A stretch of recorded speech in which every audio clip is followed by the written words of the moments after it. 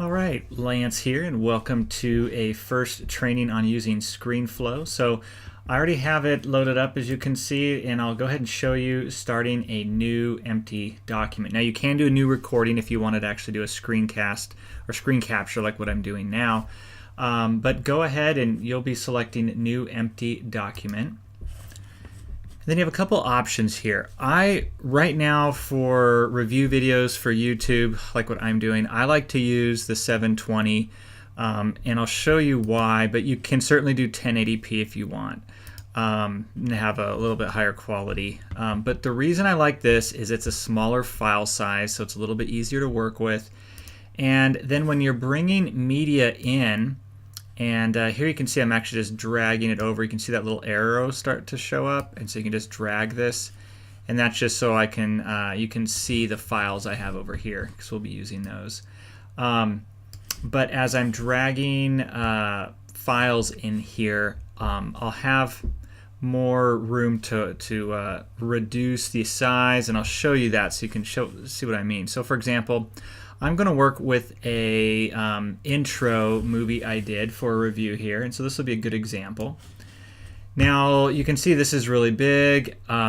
You can use your scroll wheel on your mouse, and just going up or down you can reduce the size here you're working with. So you can see that the video footage itself is quite a bit larger than the actual area here. Now if this was full 1080p, then it would fill up the footage. So as it works, I can kind of have a little bit more play here in how I want to move this around. So that's another reason I like the 720p.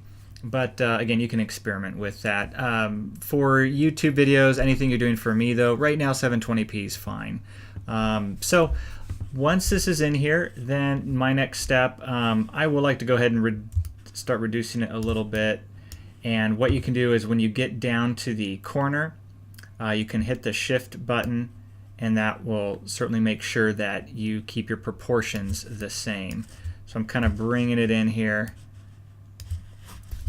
a little bit more. Okay, now let's look at this area down here. We see it's highlighted in yellow. That means this is the area that will be affected by any edits we make. And you can also see the audio information here.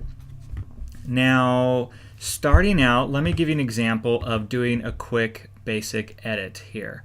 So we'll use this little zoom thing here, and you can see we'll kind of zoom in. You can zoom it really close or further away. So this is your placeholder here. As you click somewhere else, it'll move to another part of the video. And so I know this part here is where I actually start talking. So I'm going to go ahead and I want to edit out this first part, because this is where actually I start talking in front of the camera. And then how you can go ahead and make a cut in the, or an edit, a cut in the material here, is by hitting the T, the letter T as in Tom.